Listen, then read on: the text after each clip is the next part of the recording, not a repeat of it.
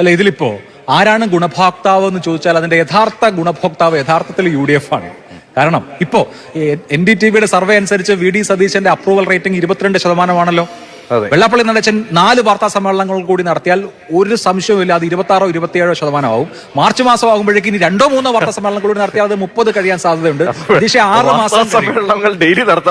6 മാസം കഴിയുമ്പോൾ കേരളത്തിലെ ക്ലിഫ് ഹൗസിൽ വെള്ളാപ്പള്ളി നടേശൻ ഈ വീടിന്റെ ഐശ്വര്യമെന്നും G സുകുമാരൻ നായർ ഈ വീടിന്റെ ഐശ്വര്യമെന്നും കാണാത്തയിടത്താണെങ്കിലും ഒരു പോസ്റ്റർ വെക്കേണ്ട സാഹചര്യത്തിലേക്ക് കാര്യങ്ങൾ പോകും. അത് ഇപ്പോൾ 22% ഉള്ളത് 22-ൽ കൂടാനല്ലാതെ യാതൊരു തരത്തിലും UDFനെ നെഗറ്റീവായി ബാധിക്കില്ല. ഈ NSS SNDP ഐക്യ നീക്കം യഥാർത്ഥത്തിൽ ഇപ്പൊ ഗുണഭോക്താവ് ആരാണെന്ന് ചോദിച്ചാൽ ഇമാതിരി പരിപാടിയൊക്കെ നടത്തിയാൽ അപ്പുറത്താണ് ഗുണം ഉണ്ടാവുക. അതല്ലാതെ LDFനെ ഏതെങ്കിലും തരത്തിൽ ഈ ഐക്യ നീക്കം സഹായിക്കാൻ പോകുന്നില്ല. കേരളത്തിലെ ജനങ്ങൾ എന്ന് പറയുന്നത് വലിയ തോതിൽ സെക്യുലർ ആയിട്ടുള്ള ഒരുപാട് മനുഷ്യരുള്ള സ്ഥലമല്ലേ, രാഷ്ട്രീയ വ്യത്യാസമില്ലാതെ.